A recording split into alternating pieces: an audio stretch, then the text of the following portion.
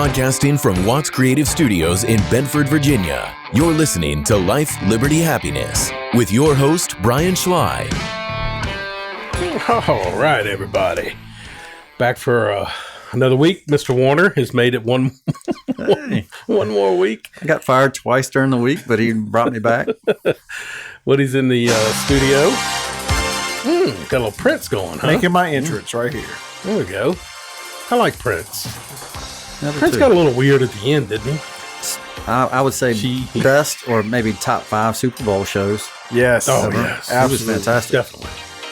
A little later on in the show, we have Aaron Stamn coming on. Hey. Yep. Excited about that. He's in the studio now. You can say hey. Yeah, you can talk. You can say hey. You can add. He's hiding outside the car. Because we get into sports. Yeah, when we're in sports, I'm sure you have a little more inside knowledge than we may have. Yeah. So we're excited about having him in studio today. Ask him which of the two of us finished higher in the fantasy league football pool. So he may not have the knowledge you think he does. All right. No, first of all, here's something you must know about this guy. All right. He will, when talking sports, he will drop fantasy like stats as if that's like it's fact. And I'm like, dude, I can't wait to get into this. So you just, so you have to just understand, he is one of those pin people that's good at fantasy football and has absolutely no idea what he's talking about. Yeah, dude. But you start talking about blocking down or pulling guards and stuff like that. That doesn't show up in fantasy. No, it doesn't. Yeah. Not at all. So anyway, we're little exciting news there, Woodrow. Yeah. I'm gonna try to make sure I get this right. We have in the Apple Podcast. Yes. Apple Podcast charts. We Yes. are ranked 175th in the government news category. In the news and commentary category. News and commentary. So the way these charts work is they fluctuate, okay? Mm-hmm. But we have peaked at in our existence. We're going. Yeah. But so far, is it up the charts or down the charts? That's I would say up the charts. Yeah. 175 out of, and just for perspective, there are over 500,000 podcasts. General podcast in Apple. So, wow. Yeah, there we go. That's impressive. It's really impressive. It's something did it to brag jump about. that? Jumped. Nice. It's that new co-host you brought on. Oh, God. oh, Lord. Anyway, I don't know where I'm going to go with this today. That's the show, everybody. But we are live in our David Hallmaker State Farm studio. Again, we appreciate you, David, for being a longtime sponsor, as well as CNS Business Services. It's tax season, so we need to make sure we get in touch with Charlene at CNS Business Services and Grizzly Garage Door. Grizzly Garage Door is a longtime sponsor of the show, and they are veteran-owned and operated. So, yeah, thank you. That's not a grizzly bear, but Good special effects. this day in history. Cut 2. But I want to say one thing to the American people. You brought Bill Clinton. I want you to listen to me. I'm going to say this again. This happened on this day. I did not have sexual relations with that woman, Miss Lewinsky. I never told anybody to lie, not a single time, never. These allegations are false, and I need to go back to work for the American people. You remember that press conference? Yeah, never forget That happened today. Wow. 1998? Yeah. January. Yeah, yep. January 26, 1998. Man, that's crazy. Yeah, I thought that was interesting. I was scrolling through kind of a news, January 26th or whatever, and that came up. I was like, yeah. How'd that work out for him? Sounds like it worked out fine. Yeah, I think he did okay. He did all right. He said a few after that, but anyway, on to drama. I have to apologize. I didn't have the drama clip loaded. Oh, God. This is what happens when we don't have pre-production meetings. By the way, well, hey, guess what? We dropped to 1,175. I have some music. I'll just... There you go. Hey, that's good drama. That sound like 300. What is that? It's called, I don't know. It's in my soundboard. So okay. There we go. Well, I like it. That may become our That does full-time sound drama like club. something from 300. I don't know. I haven't just seen watched 300. it. So. You've never seen 300? No. Oh my gosh! Are you serious? All right, easy Really? here. Are you a man? Where's your card at? Turn it What in the in. world? It's life changing. All right, I'm gonna have to do that this week then. God, just make Terry sure. loved it. Yeah. Oh, it's great. He's like, Ozark dropped this. I guess it was this week that it came out or whatever. The season 4, right? So, Trent, I know you haven't got into it, but I watched the It's worth- first 2 seasons.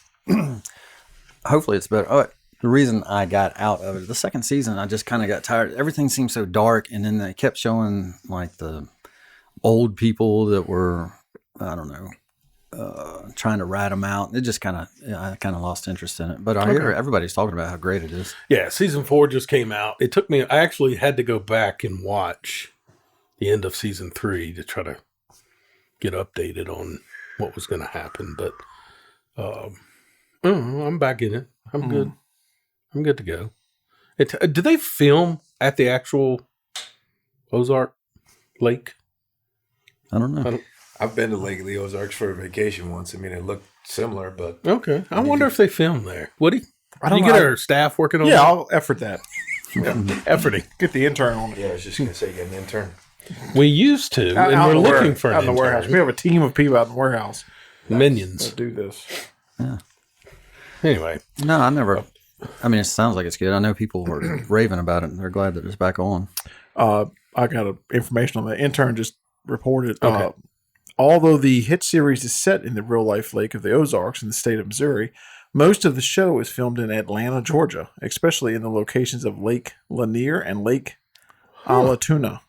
Alatoona. if I'm not mistaken, Woody, Yeah. that is right north of where Sonia James became the city manager, Wow.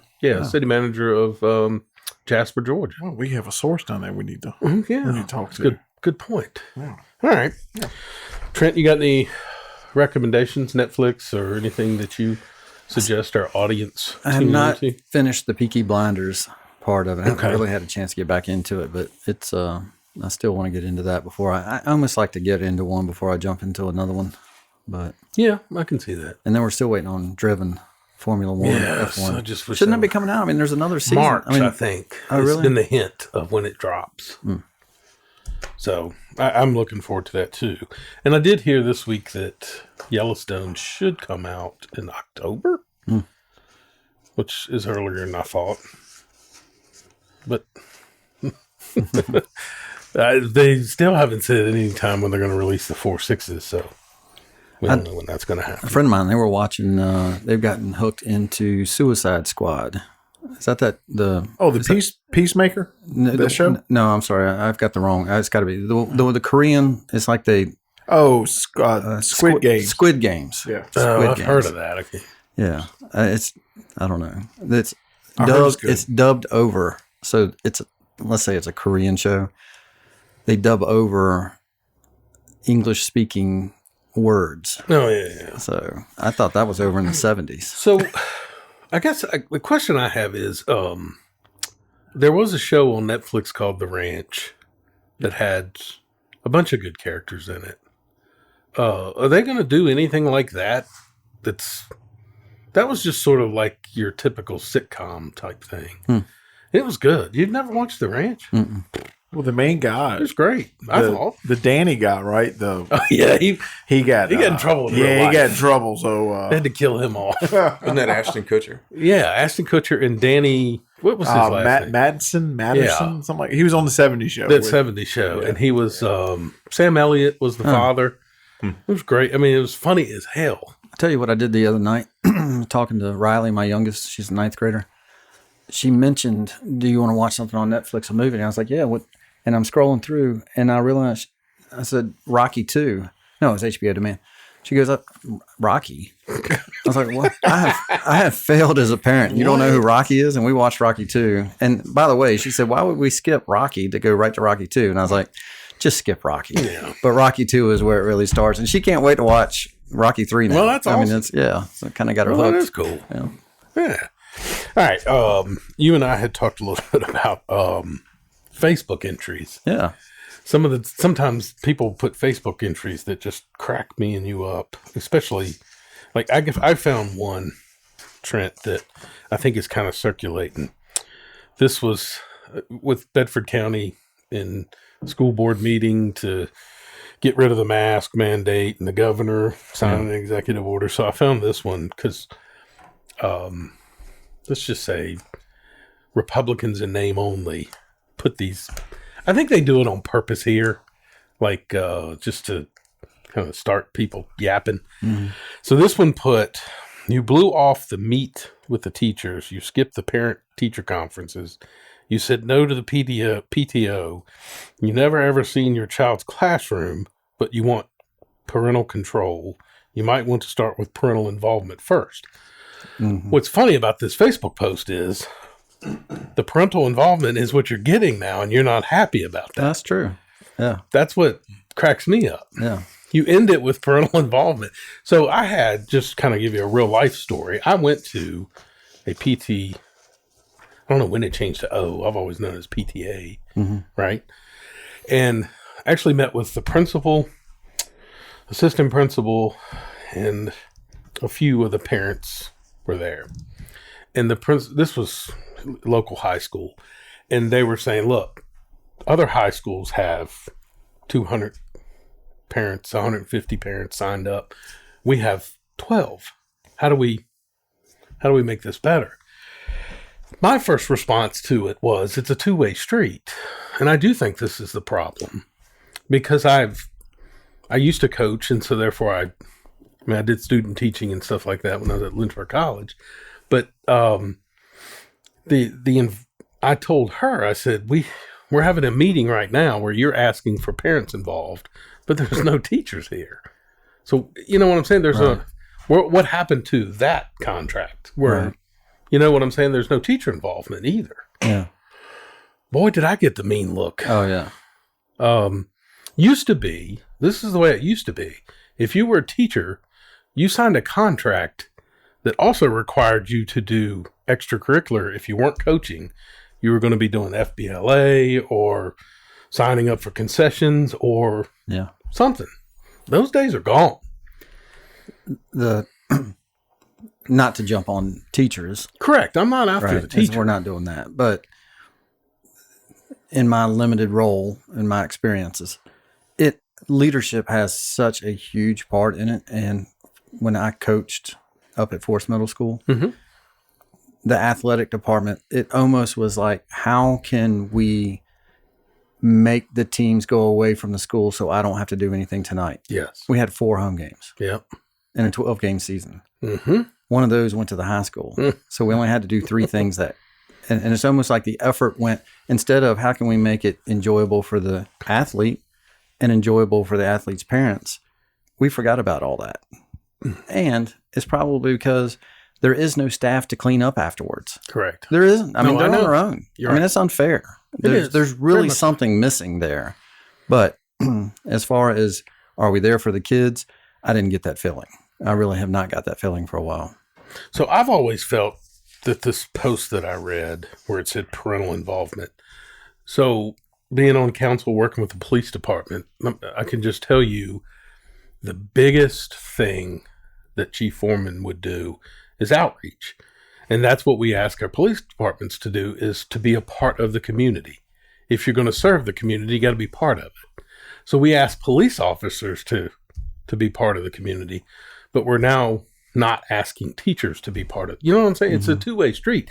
It used to, when you went to school, you knew who Ms. Elam was because she was part of the community. Everybody knew who the teachers were. There's teachers now that I don't even think live in this area. You know what I'm saying? They live somewhere else and teach here, and it's hard to get that sense of community. But what's your Facebook post? No, I was it's kind of cracking me up about them letting the masks mandate. We talked a little bit last week. I love what Woody said. It wasn't, we're telling you, it's not the mandate. We're telling you no one can wear masks. Mm-hmm.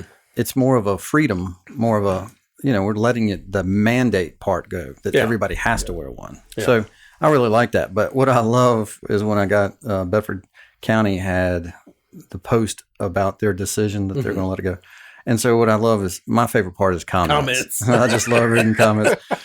Just go straight to the comments. Yeah, the first one I went to, it said morons multiplying. So I never really know which way are you thinking. It's like I'm thinking that it's anti, we should still be wearing masks. But my favorite one is right down here, and I even sent you a snapshot of it. Let me just say this, exclamation, exclamation, exclamation point. I think the Niners are my dark horse for the Super Bowl. That is awesome. I love the internet. That is great. That was awesome. All right. Enough drama in our lives. Moving on to sports. I cut you out, Woody. We got a time constraint here.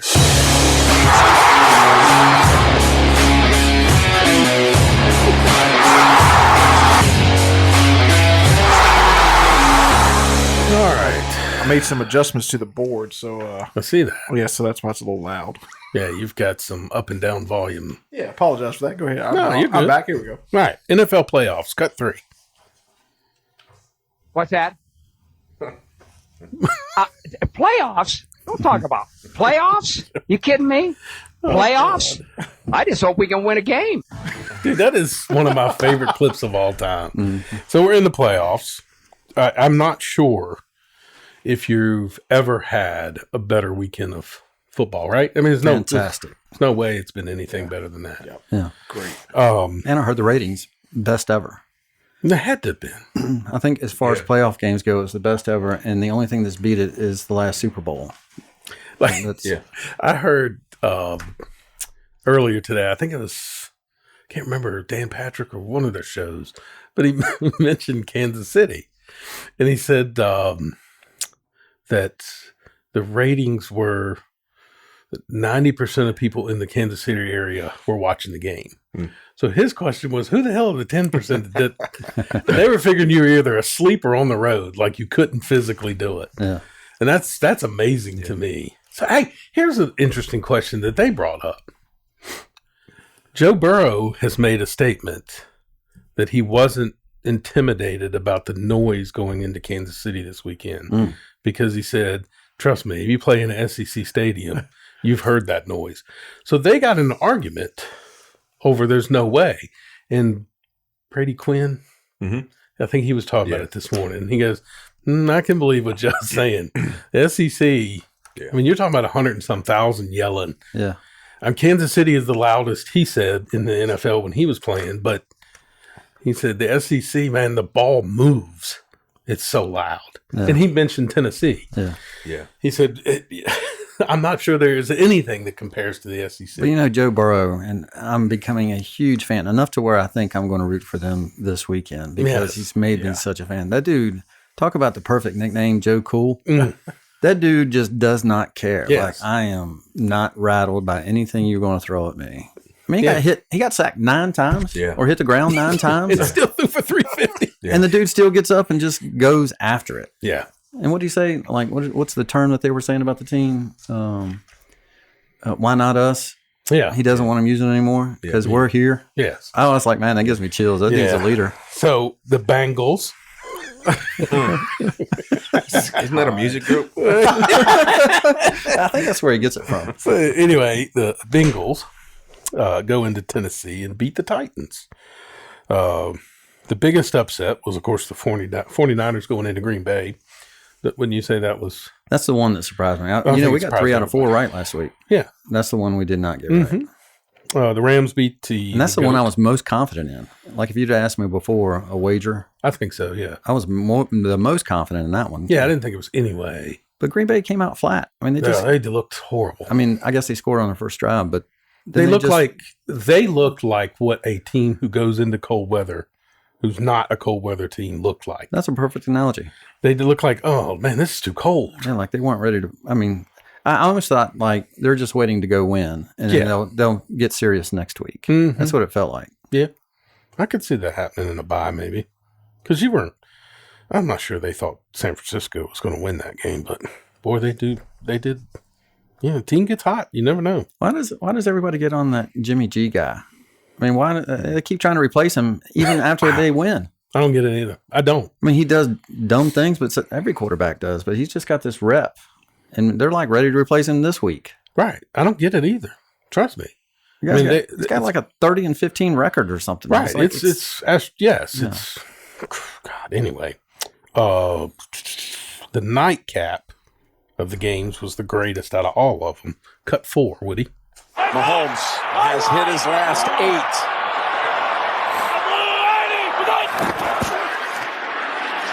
Looking to the end zone for the win. He caught it.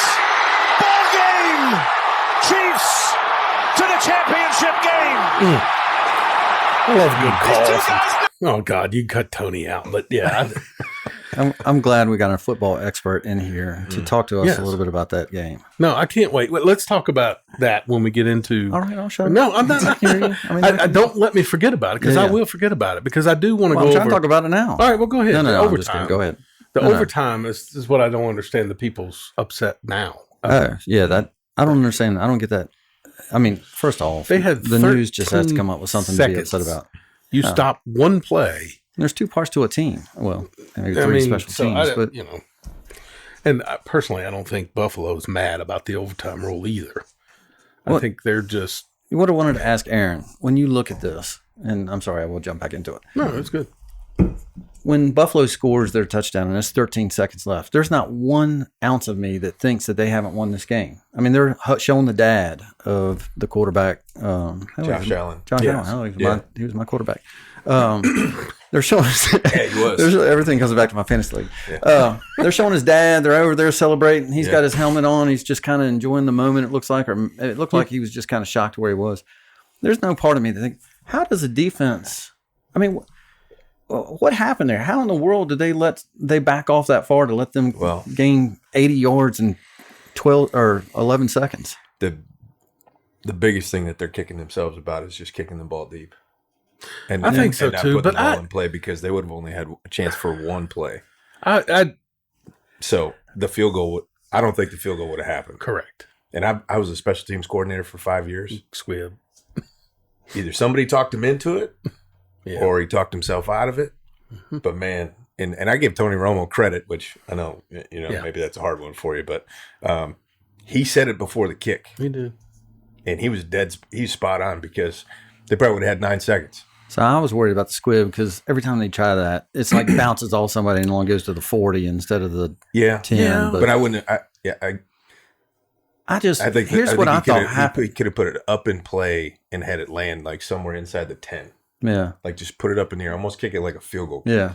And those guys, their talent is so great anyways.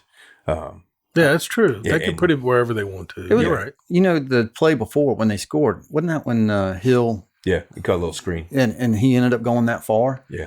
I was thinking, I mean, they only need the field goal. They almost played it like they were trying to keep him out of the end zone. Mm-hmm. Yeah. Instead of the field goal, all they had to get down to wherever they got down to. And the Bills' defense was defending the sideline. Like, if you look at it, they were all heavy outside leverage. They didn't want the ball to get out of bounds. So they were giving him the middle of the field. This is the first guest I've heard on the show that says heavy outside leverage. Mm-hmm. Man, we brought it today. Yeah. I'm telling you.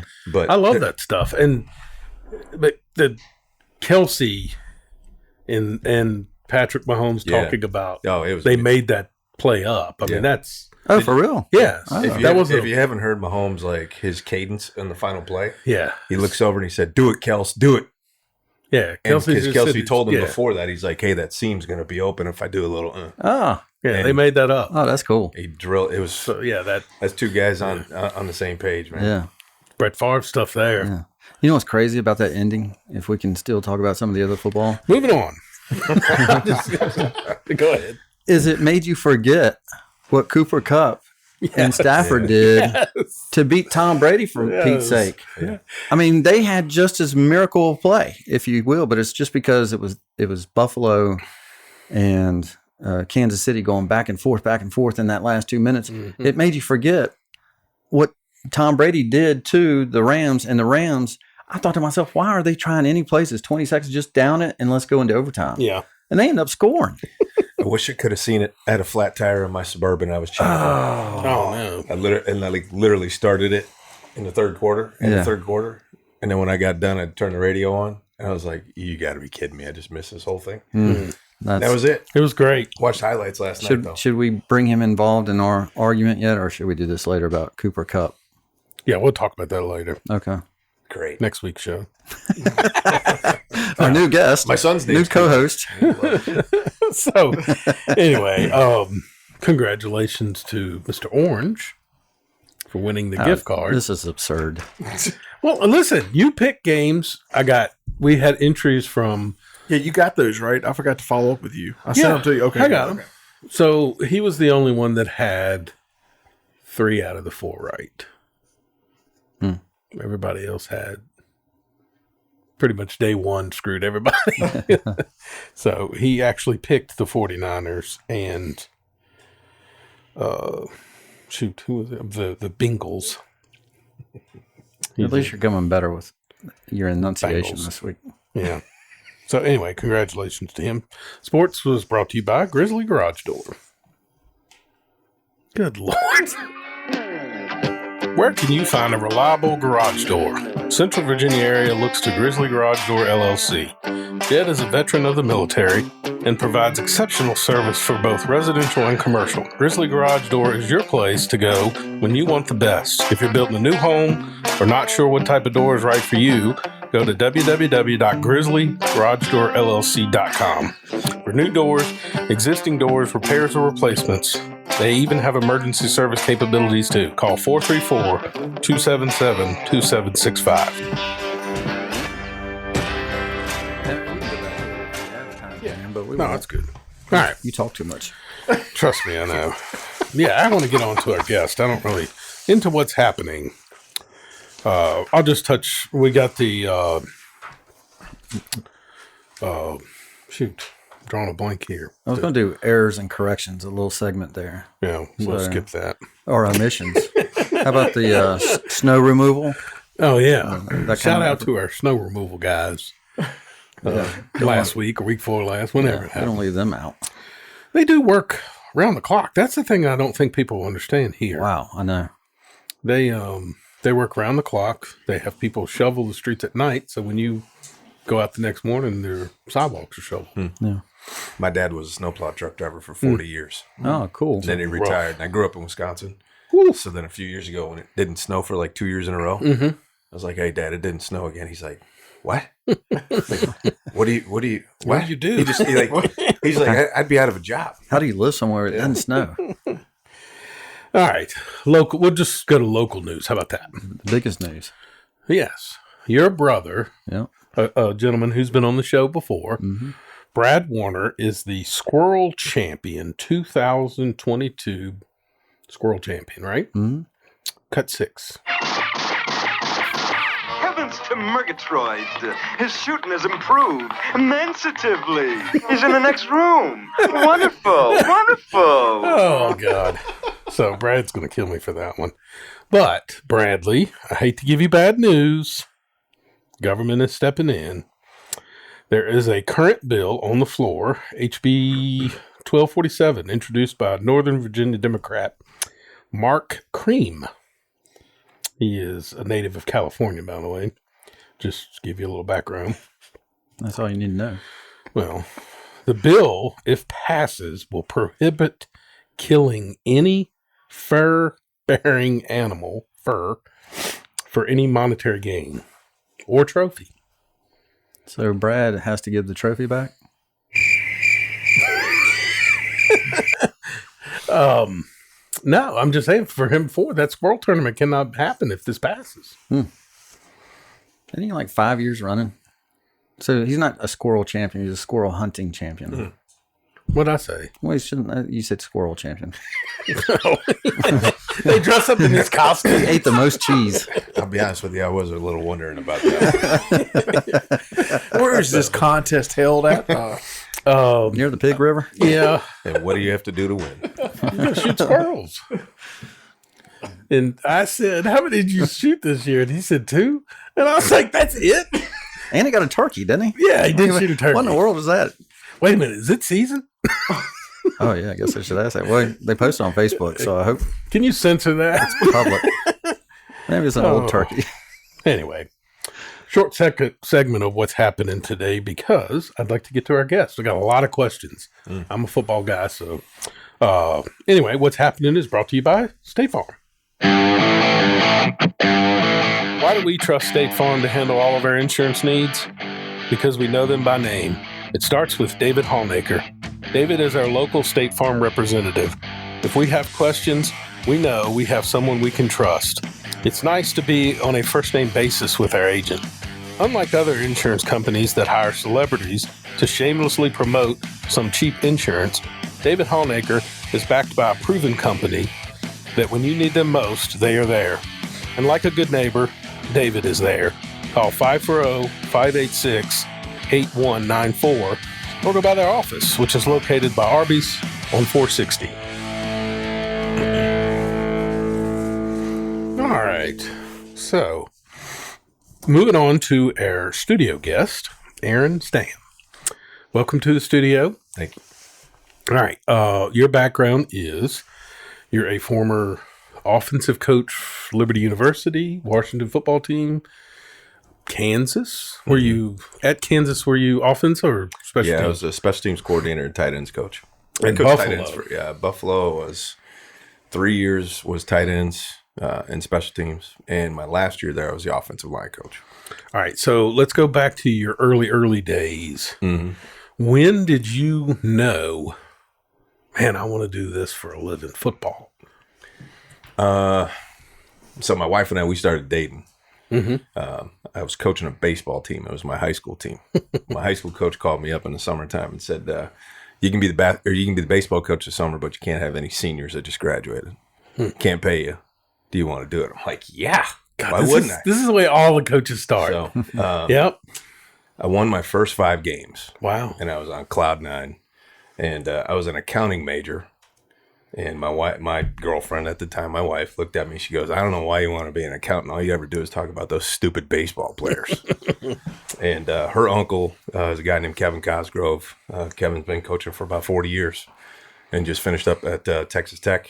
Really my first mentor. Mm-hmm. And gave me a reference to go be a student assistant at Minnesota State, where Adam Thielen graduated from. Mm-hmm. And so I went in and offered myself up as a student assistant, and I think I got a polo shirt and a pair of shoes for 2 years of work. Wow. And wouldn't do anything That's different. right. Yeah. That's crazy. So that's how it started. All right. So how did the opportunity come around to be a graduate assistant at Nebraska? I was a grad assistant at St. Cloud State. Okay. So that was year 3 and 4. Kevin got the defensive coordinator position at Nebraska with Bill Callahan when he was first hired. Oh, okay. And so I badgered him for about a month, and it's a funny story because Joe Rudolph, who is now at Virginia Tech, played offensive line for Coach Callahan at Wisconsin before, and Kevin was like, "Hey, I think Bill wants to hire this guy named Joe Rudolph." I was like, "Well, when's he gonna show up?" This is March. He said, "Well, he's not going to be here for like a month." And I was like, "I'll drive down there tonight, and I'll be there tomorrow." Mm-hmm. So I showed up at and drove from St. Cloud to Lincoln, went to the team meeting, sat in the back. Coach Callahan came up to me after the game, said, "Who the hell are you?" Or after the meeting. I said, "Hopefully your next grad assistant." And we had dinner together that night, and I got hired. That's awesome. Man. All right, so I'm going to pull something out here, Trent. You may not know that I know these things. That's scary. I'm a Nebraska fan. I've always when I say fan, I'm not a go Big Red, but I have loved Nebraska just the whole, this goes back, the old days. Mm-hmm. Not quite when Turner Gill was the quarterback, but started in those days. 80s, 90s. Oh, yes. Yeah. They were a machine, man. Tom Osborne? Yes. Tom was my kind of guy, didn't care about anything other than coaching football. Mm-hmm. I mean, literally nothing else in his life. So I did a little research because I do remember those teams. There was a young quarterback on that Nebraska team when you were there. Mm-hmm. He happens to be a pretty good coach now. Yeah, he does. He's going to be coaching this weekend coming up in football. Yeah. Did you ever think that dude would go on to coach in the NFL? No, just not knowing. Who you talking about? Zach Taylor. Oh, really? Zach was our quarterback. Quarterback at Nebraska. He was our quarterback my last year the there. Cincinnati coach. Zach's a great guy, man. Yeah, he looks like a fun guy. Yeah, and just a solid, down to earth, quality human being. I was actually, after I was done at Liberty, I was in between jobs. I drove up to Cincinnati from here and was at his first practice with the Bengals. But he's a great guy. My one of my sons was in the hospital in Nebraska when we were there. We were up in Omaha, it was about an hour away, and he was the only guy that drove up on his own and came and visited. Only player that did that, and nothing against the other guys. Yeah. But he made his own point to come up and do that. And he and we coached against each other when I was at KU and when he was at A&M. And I've known him a long time. So texted him after the game this weekend. And, he's hopefully they can pull it off. Man. Yeah. Now, another one, probably more popular than him, would be on the defensive side of the ball on that team. Yeah. Boy named Sue. Yeah. I mean, wow. Yeah. You were there when he was there? Yeah. Dominican Sue is a freshman. Yeah, that dude scares me now. Yeah. I mean, wow. Yeah. I got a picture down in the basement. That's awesome. Yeah. He's just a unique human being and athlete. Incredibly intelligent. Engineering major. Oh, really? No kidding. As soon as he graduated from Nebraska, he donated $2 million. He is a extremely intelligent young man. I had great experience. I'll be honest with you, he started the biggest fight I've ever been in on the practice field ever. But for real? Oh yeah, I'll tell that one. He looks like he's got some aggression. Yeah, and it was awesome. But was he getting picked on, or? Essentially what happened was he was a freshman. He had a red shirt. He was annoyed about it, and we found out we were playing in the Alamo Bowl against Michigan, and we had in one of the drills doing practices 1-on-1 O-line versus D-line pass rush, and our center knew how to get under his skin, and had basically told me he was fat, out of shape, he should be an O-lineman, and that was a whole nother debate that we had as a coaching staff. Wow, because he might have been the number one pick if he was an O-lineman. Wow, but he called out the center for the very first rep, which doesn't happen. Ooh. It's the starters that usually go. He just said, I want him. Jeez. And came off the ball, basically threw him one-handed into a pop-up dummy, but then decided to dive on top of him, grab him by the face mask, and bounce his head off of the turf like a basketball. And there was about 35, 40 people off. And we pulled him out, and I just what is the matter with you? He goes, I wasn't going to take it anymore. I said, okay. You good? He goes, yeah, I'm fine. That is one guy that plays just like violently. Yes. Yeah. He's just ears pinned back and it's going. The old Ronnie Lott Atwater kind of. Yeah. Yeah. And the thing is, you look at Ndamukong's career too, he stayed healthy. Yeah. He takes care of himself. He's not a guy that is on the injury report much. True. I think a year ago he had the most plays by a defensive tackle in the NFL played during the season. Yeah. Wow. So I know what his reputation, and he knows what he's done, obviously, too. Sometimes he's a little out of control, but he was a fun one to be around. So the biggest thing that I've ever saw, like coaching-wise, is the relationships that you build, not just with player, but other coaches, mentors. It does become sort of a fraternity, doesn't it? Yeah. I mean, even as you move on to different teams, you always seem to have, just connections throughout. Yeah. Yeah. I've been out now for 2 seasons, but yesterday I was literally driving back from Blacksburg and got a phone call from a buddy of mine that we were grad assistants together up in St. Cloud, Minnesota 20 years ago. And we talked on the phone for about a half hour. He was somewhere in like Northeast Arkansas recruiting. He goes, all I see is corn and rice. Like he goes, I don't know if there's anybody that can play out here, but I'm doing my job. So I've been there. I get it. Tough. But the relationship part of it, you spend a lot of time together. Mm-hmm. You set goals and you work hard and it's when you get to be a part of fun teams that are good. Yes. That bond grows even stronger too. So one of the other things that I found fascinating when I first started coaching high school was we would go to these coaching clinics. And we went to this, and I don't even know if they still have it still, but in Myrtle Beach, they would have this thing called Coaching USA, I think it was called. And it was hilarious to me that you were going to these things and there were college, pro, whatever, teaching. And they're teaching, and there's other college coaches taking notes and high school coaches. They're all teaching the same. You know what I'm saying? Yeah. It's like Frank Beamer was teaching special teams, and it's like there's Bobby Bowden in the front row taking notes on. Yeah. You know what I mean? It's crazy to me that it's.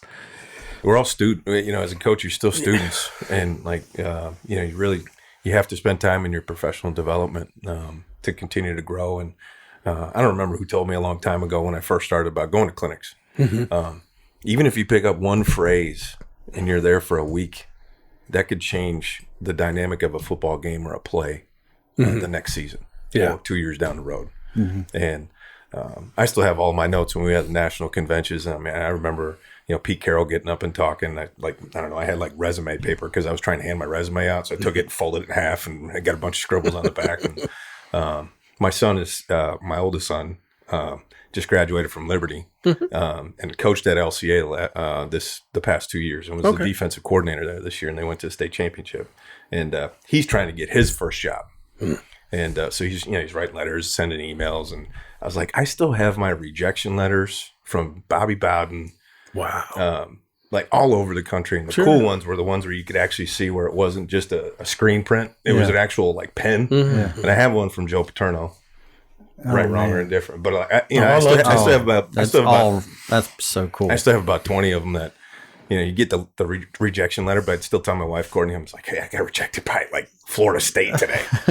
You know, but she helped me. You know, like we put stuff together and put stamps on it, addressed it, and then So how did you link up? So are you when you're starting as a grad assistant and so you went from a baseball coach and you started in that, and by the way, you coached Perry too. That was how I first met Aaron, was him coaching Perry and rec ball. What a great leader for Perry. How do you as a young grad assistant find knowledge about the sport that you're coaching, and then that becomes your niche? So are you special teams? You're just doing whatever they tell you to do? Or you learn a schematic about offense, and then that becomes your specialty. How does a young coach?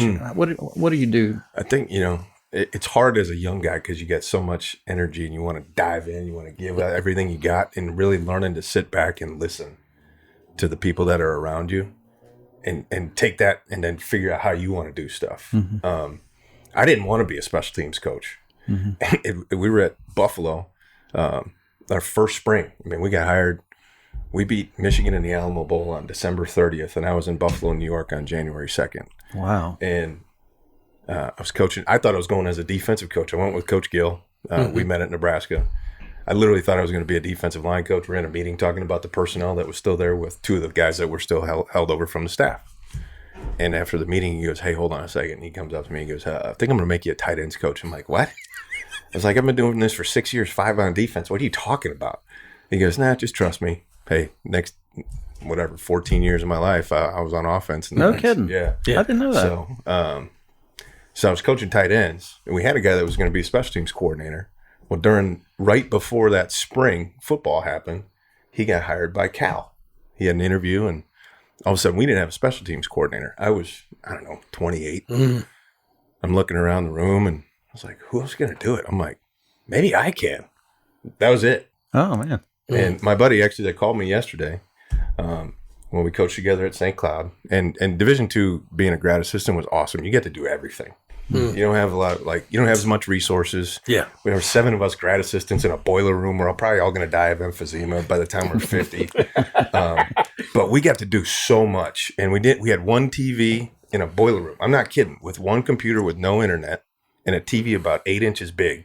So we would sit and draw and talk and scheme and just throw hey, throw a knife at this. Is this going to work? Yes or no? And that was our days. And then we get to be the strength coaches of the football team too. So we did everything. But anyways, he taught me about coaching kickers and punters, which I actually did the longest of my career of 11 years. So a lot of my base goes back to him, and then went from there. And the special team stuff, man, that was a really cool opportunity because really, there's only two people that talk to the whole team: it's the head guy and the special teams guy. Now the negatives of coaching. When I research, sometimes I'm curious. I'm like, where did they start? Right? Even the great, like look at Nick Saban. Mm-hmm. You pull up his Wikipedia and it's bam, bam, bam, bam, bam. I mean, there's 30 teams before he gets to Alabama, right? And so the negatives to coaching is, especially an assistant. Yeah. I mean, you've got a lot of control when you're, the head coach. You're still to a point. Yeah, you got wins and losses. That's what your control is. But an assistant, I guess it's from year to year, is it not? Yeah.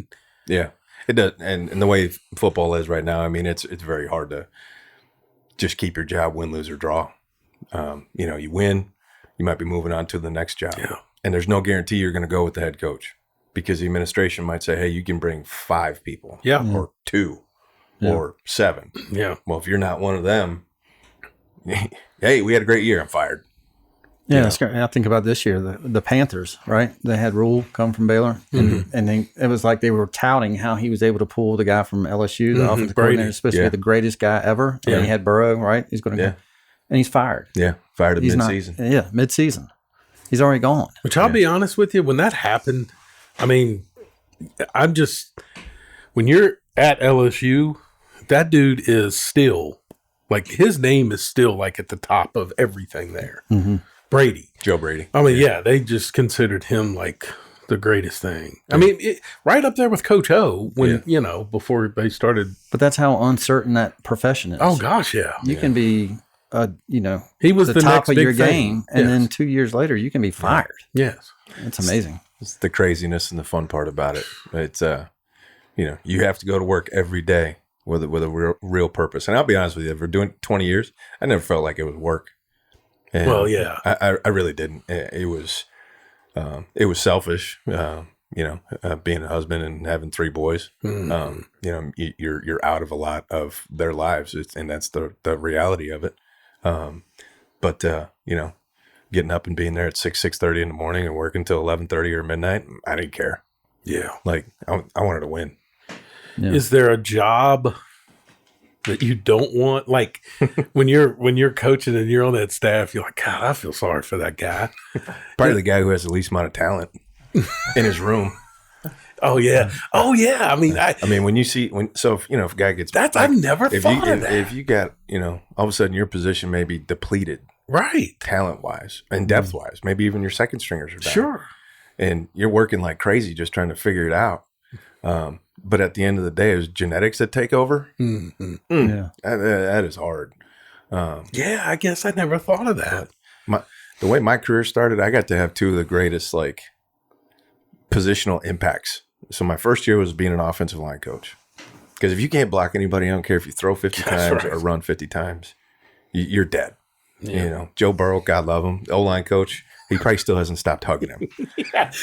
There's a Facebook post of him, a parody when he's out there smoking his cigar or whatever and saying hi to everything, and then all of a sudden the door slams and he goes, all right, you mother.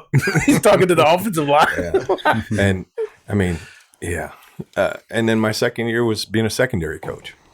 If you can't figure out how to fit defensively from the back end, you're going to be giving up gigantic plays, whether in the run or pass game also too. So you're all around. You knew all. You weren't. So I thought you were just, because I remember. Were you not the offensive coordinator at LU for a season? Yeah, for 4 years. Yeah. Okay. Yeah, for 4 years. So I thought you were an offensive guy. I thought you would have had to have been groomed to be an offensive coordinator. I thought you would have had to just be an offensive guy your whole career. I didn't know that you spent. I was a weirdo. Yeah. I was a weirdo. It felt like gave you knowledge about every part of it. It did, and that's what I really do attribute a lot of it to it because my first year we were a 4-down defensive line team, played quarters, all that stuff. And then when I moved to St. Cloud, I got to coach defense where we were a 3-4 team, and we were a different structure. And then when I went to Nebraska, we were a 4-man front team. We were very multiple. Phil L.H, who was actually Coach Beamer's first defensive coordinator, was the secondary coach at that time. Phil man, that guy educated me on so much football as a young coach. I was the youngest guy on the staff by 10 years. And I just sat in his room. He worked 20 hours a day. He was Coach Saban's first D coordinator at LSU too. He had so many stories, but just so much you could just take in. But he taught me so much about like just identifying things. And then, our second year, we led the nation in sacks and tackles for loss. We had 50 sacks in the season. It was amazing. But we were a heavy zone pressure team. But then on third down, 8 of the guys that played defensive line for us, 7 of them were draft picks. We had dudes, and Sue didn't even play. He was sitting on the sideline, sucking his thumb, getting pissed. But so we had a lot of talent, and so learning all that was really cool. Being an offensive coordinator, because then when we would play a team, more than likely I could say, all right, well, this is what they're trying to do. This is the weakness. Let's go. Yeah, you're identifying weakness. Yeah, that's a big part of coaching in general. Is just how much does in baseball analytics has really changed baseball. Yeah. More so than I think most people even understand. Is it changing football? Yeah, on the offensive side, but how does it work on the defensive side? Analytics, I guess just tendencies. Offensive tendencies. Yeah, and that's where your breakdowns and studying your data throughout the week of just knowing maybe in a situation. But from what I understand, a lot of teams now, the staffs have expanded nationwide. Like when I was at Nebraska, there was 9 assistants, the head coach, 2 GAs, and I think we had a video guy on each side. That was it. Now there's like 72 people, it seems. Like everybody's got an assistant to an assistant. And the head coach at the bigger programs, you see guys on the sideline, they've got a flip book that literally they're following the game that has the analytics. Hey, this is what the analytics say to do. Well, you notice in the NFL, it used to be, I think Bill Parcells talked about this, that 4th and whatever, you were punting. Yeah. Now it's crazy. 4th and 3, they go for it because it's on their own side of the field. Yeah. Because if we give up a touchdown, we've got enough time that we can still score our own touchdown. Yeah. That's and going back to Zach Taylor, I think Zach has done an amazing job of knowing his team. Yes. Like and being like, I got number 9 and he's in the zone right now. If it's 4th and 2, I don't care. Right. Like I'm keeping him on the field and we're gonna win. And like I give him so much credit for, even though he looks like he's 12 years old still, Zach. He has. I think he has a great feel for like what's going on with his team, and I just don't count him out this weekend. So my first 2 years, I was fortunate. I got to learn just high school under Mike Sharness, local coach here, won many state championships. But learning, I'll just be honest with you, my first 2 years, I couldn't understand for the life of me the X's and O's. You would see them just, it's almost like algebra class. They're up there, X's and O's, everything, right? And they would tell you something that you're going to work on tomorrow in practice with tight ends, whatever, right? And I'm still looking at the board, trying to figure out what the heck is he talking about? Yeah. And it took me 2 years to understand. When they would draw on the board, they're all staring at it, right? This is the formation. This is what we're looking at. And it took me 2 years to go. That's not surprising. Oh, I see it. No, did it take you a while to understand what they're seeing? Because the board doesn't move. Yeah. But they know the pieces. Yeah. And what they're looking at. Yeah. On a 4-3, they know your 4 down linemen, your linebackers have got to be studs. If I can get to the middle linebacker, I'm good. And I heard this statement 1,000 times. It used to crack me up on the headset on Friday nights. Holy crap, that looked good on paper. And it just got blown up. Why? Because the defense wasn't where they were supposed to be when you go to block them. Yeah. That's the hardest thing. Yeah, making adjustments. You're just I'm not going to block the defensive end because he's not going to get in the play. And then he makes the play from behind and you go, I didn't see that on film. Hey, well, yeah. Great. Aaron, when you were an offensive coordinator, give me an example play call, like what a quarterback might have to say when he goes in. in the Strong. huddle. All right, you ready? Yeah. Strong right, west, you left, spider 2, Y banana, X over. Okay. That is incredible. Strong right, West. You left. All right. So I get the strong right. That's going to be your tight end side. Mm-hmm. You're in 22. Is it weak side? Is that your west? No, he goes. So west, the second tight end lines up in the wing. Okay. And it's warm out in the west, right? Gotcha. So he lines up outside. Dude, that is cool. Oh, So this is everything. So here's the funny part: is I was amazed when you would go to college, because we would go to Coach Watts here at Liberty High School. I got to coach with for about 5 years, but one of his best friends is Scott Abel, who's the head coach at Davidson, and to go down there and listen to these, it's amazing how the terms. Even when I hear Peyton Manning talk about it, and it's like, holy crap, they say the same things that we say. Yeah. And a lot of that, what I just said, is derived from, that's Bill Walsh. That's from the old West Coast. It's West Coast stuff. Because Coach Callahan, who I learned from, was with John Gruden. John Gruden was with the Packers under Mike Holmgren. Mike Holmgren came from 49ers. And you were telling me something the other night. One of my favorite shows, and he probably can't go back on it anymore, but when John Gruden had the quarterback show before the draft, and he would take those college kids each week, he would have a new college quarterback. I remember to this day him bragging about the Kansas City quarterback, about how good he's going to be coming from Texas Tech. He's like, this kid is a winner. If I had a team, I would do whatever I could to draft that kid. So he talked about him. In this, I don't know, it was just before that, a couple seasons before that, he had Cam Newton on there. And it was kind of famous because he asked Cam to do what you just did. He said, hey, give me a play call. And Cam's was like 48. It was like the most simplest, basic thing. And I thought, is he going to succeed in the NFL if he can't rattle off that stuff? But you were explaining to me a little bit about why they do that. That comes from. After I was done being the offensive coordinator, I was still there as the offensive line coach. And we morphed. Our quarterback that we had there is a guy named Josh Woodrum. Woodrum was extremely intelligent, could go into a huddle, grab guys, talk clearly. That's what we were. Sometimes it changes with who you are with your quarterbacks or just your team. We morphed to being a no-huddle team. So we had one-word plays, pirate. And pirate, all 11 guys knew what to do. Yeah. You said that, and then we just got up and we were going downhill, and we were running. Yeah. But in the old verbiage, pirate would have been gun truck right 34, 34X hitch bubble. Wow. So we condensed it to that. Yeah. So that was just all part of the learning. So that's what I think Coach Malzahn has done with his thinking of, hey, let's just simplify it, teach it as this. The interesting thing that I've talked about with coaches over the years is when guys go from college, especially quarterbacks, they have to go to learn how to speak in a huddle when they go to the NFL. Yeah. With men. Yeah. And that's true. Because speaking clearly, because most of the time they look over, you get a signal, okay, and then now the cadence nowadays is this. Yes. It's a clap. Yeah. Yeah. You know?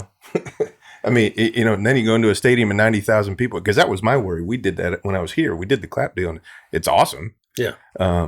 But, you got to get – what if you're 22 years old and you've never spoken to 10 dudes like that and you don't know them? Yeah. That's where, like a rookie quarterbacks, when they do really well, like Burrow is just – he absolutely floors me. He's different. And Burrow's from Nebraska roots too. That's right. His dad coached there. His two older brothers played there. I coached his middle brother was there when I was there. Oh, cool. So unbelievable. So as somebody like you were at Washington, we didn't get a chance to really get into that, how cool that was an experience. And that's what I say. People don't even know what how lucky we are around Lynchburg and Bedford to have the talent we have here and have somebody coach the Redskins. I just think it's cool as all get out. You mentioned somebody young and being in a huddle with men, if you will, and trying to tell. Did Haskins, you were there when Haskins was there from Ohio State, and he had all those kind of immature things that happened there. Was it over his head? You see him not exactly succeeding in Pittsburgh right now too. So I hope he gets a shot in Pittsburgh. He really has a talent, man. And when he was on, for us. And Dwayne's a competitive dude. He's got the arm talent that can play in the league, man. And he just has to go prove it. Yeah. And yeah, he has to mature. But he had a great, in my opinion, Kevin O'Connell, who's the offense coordinator of the Rams. He was our OC there. And we had another guy, Matt Cavanaugh, who played 14 years in the NFL. He's coaching with the Jets. He's actually got Zach Wilson up there right now. Coach Cav's big deal was, hey, Dwayne, I'm grooming you to be an NFL quarterback. Mm-hmm. And every single day he had a plan that was trying to get Dwayne to, hey, no, you got to speak like this. No, you got audible versus this, because if you don't, you're dead. Mm-hmm. I mean, and that's the type of stuff that the NFL guys, they have to know, because the defenses on that level, it is it is absolutely amazing. I guess that's what I found fascinating when I watched Peyton and Eli. I mean, you're talking about year 16, 17 or whatever of Peyton and whatever year it was with Eli. And they're both on the off season at Duke University with Coach Cutcliffe. And I mean, drill after drill after drill, and studying film. I mean, these are Hall of Famers, man. Yeah. They can go home and chill, but they don't. Mm-hmm. I mean, they were trying to get better in his last year, and he was horrible his last year, but he was still trying to get better. Yeah. And I think that's what fascinates me. And I think we underestimate our athletes of how hard they work for their money, right? He makes $1 million. Oh, man. But the greats, man. Is that when that next level from college to the NFL, was that a shocking thing or an eye-opening thing to you? I mean, you just get to see the overall talent. I mean, when you talk about, it's only a 53-man roster. We had, you get 70 with the practice squad.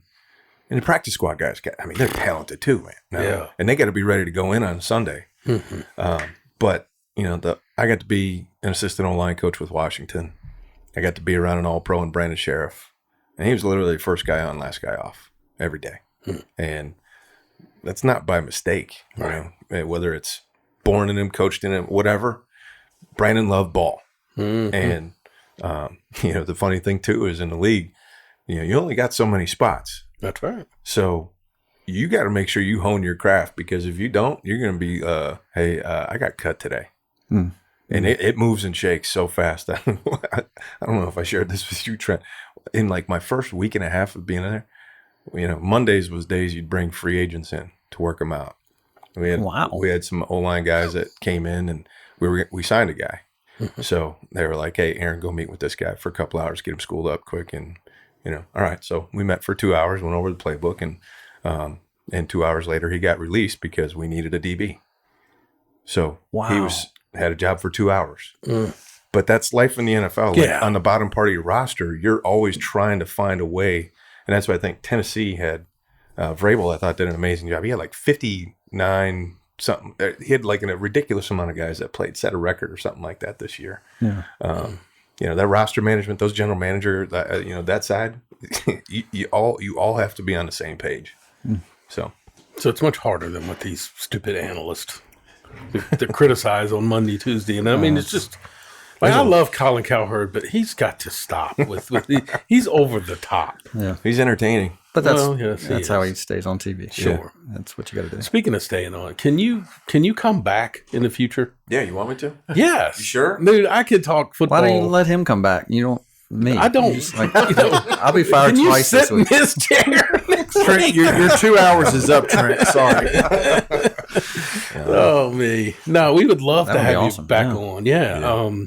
I got so many more questions now. Yeah. But I'm flying out to L.A. actually tomorrow and going to be there through the weekend. So I'm actually trying to score a ticket or two to the NFC Championship game. So, oh, man, that would be so cool. Hey, if you could score a telephone interview with just anybody, we'll be glad to do that too.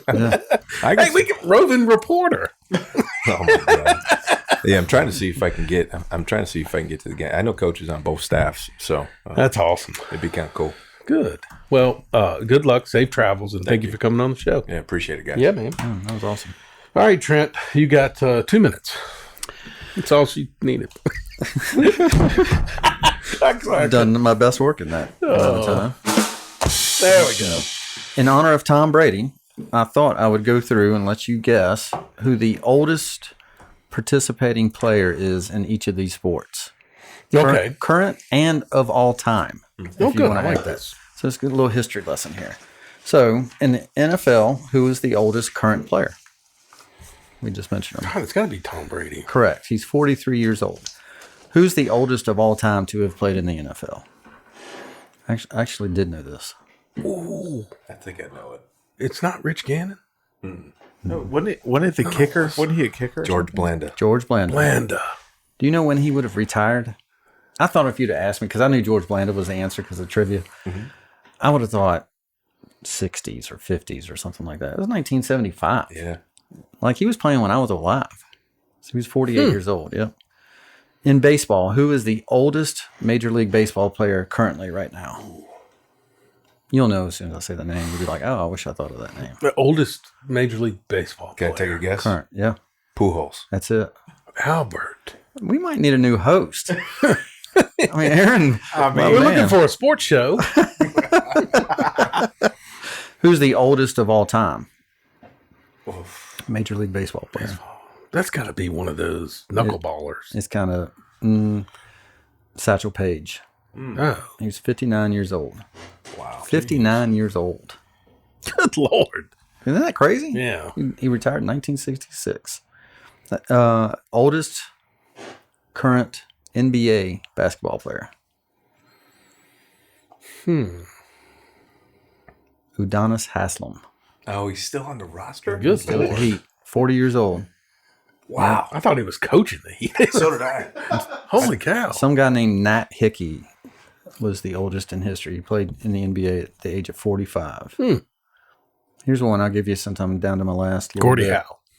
And who's the oldest current NASCAR driver? I'll that's- say oldest on the current weekly racing. Kevin Harvick. Kevin Harvick. Yeah. He's 46. 46, yeah. Yeah. Do you know who that is the one who still tries to qualify?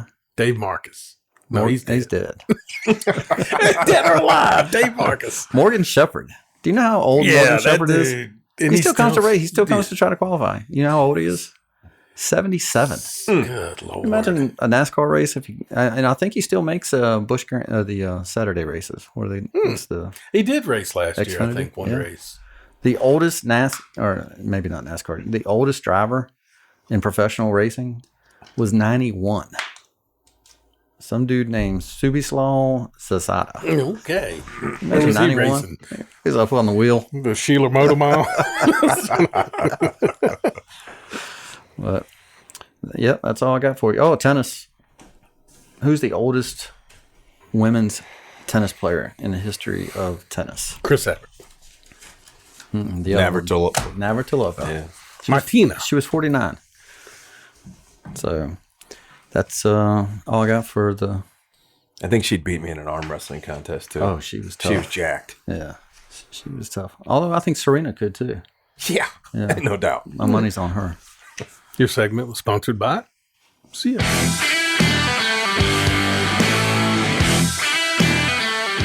It's tax season again. Uncle Sam and his Ponzi scheme is hard to figure out by yourself. If you own a business, you know now how hard it is to navigate through new tax laws and changes of the code. I hired an expert to do my business taxes and personal ones. C&S Business Service provides me with professional options I was looking for. But they don't only do taxes, they handle payroll, bookkeeping, and many other professional services. Don't wait and learn from my mistakes. Be proactive and hire the best. Call today at 540-586-1120 or go by and see Charlene. They're located at 1029 Turnpike Road, Suite G, or for us who live in Bedford, it's behind the Y. C&S Business Services, where professionals work.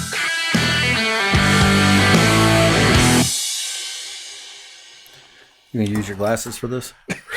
No, I can see it. I just got to stop squinting. That's my... We'll try to put the glasses on. I can't, man. It's just too hard. Thank you. Moving on. Our business highlight is 1-800-GLASSES. No, it's Virginia Furniture Market. It's located right behind Walmart. You know where it is, Trent? No, I don't. It's also Reagan's bus stop. Oh, It's where we drop her off. It's where I drop her off. It's like right across from Taco Bell or something, right? Yeah, it's a good furniture store, by the way. Bedford's kind of known for its furniture stores, you know? We've got, shoot, Brian's going to kill me when he sees me. Thank you, Brian, with People's Furniture. He's going to go, really? You forgot my name? And then Virginia Furniture Market, and there's a new one. They kind of sell contemporary furniture on Main Street. I don't know. I've got the same furniture I've had since. Trust me, I know. It is the most uncomfortable furniture. So we used to say, hey, we had in the house, still the same furniture. We had a love seat, and then we had the longer rectangle, but the TV was this direction. So when Brian comes over, he and I would sit on the love seat together. That's a true story. Here we go. Oh, me. So anyway, we got a little Phil Collins to take us out this week. All right. You know this song? Yeah, love it. How do you... Studio? Is that right? Mm-hmm. So, little tidbit. You see that on your thing? I knew that. You did know it? I did know. It was just insert girl's name is what he said. Yeah. He didn't have really a name, so something that sounded good. I didn't know Phil Collins was one of... Jesus, can you skip to the music? What is that? It's a video. Old videos, they had a whole storyline before the song. That's right, Thriller. We'll have to do Thriller next week. Oh, yeah. Gosh, when is he going to play? What is this? Thank you, gentlemen. Well, it's our last song now. Thank you very much for coming. What are you, Saturday Night Live skit here? There we go. Anyway, I didn't know Phil Collins was one of Woodrow's favorite. Man, that is honestly, my wife and I credit him for bringing us together. Our love for Phil Collins and Diet Mountain Dew. In about 7 years, you'll hate Phil Collins. Wow. It's a good thing Laura didn't listen to the show. Where's that? Pum-pum-pum. Let me, I got you. Yeah, there we go. Hey, maybe in the future we'll have Game Warden. We're efforting that. Yep. Efforting having a game. To tell the true story, Woody. Yes. Yes. The truth. And then possibly Chris Jones was still working on that. That's He a kind possible. of gave me the eyeball. I wasn't too sure. That's okay. Thought you were a right winger. I don't know how I get labeled right winger. Although, we should have got into her Ukraine story, and then he would have told me. Anyway, good show. Can't wait to get back next week. Get to work. Get Aaron to come talk more football. Yeah, we'll definitely do that in the future. Yeah. So anyway, we'll see you again We didn't next even week. talk about Cooper Kupp. No, we didn't. Good thing. Talk to you next week.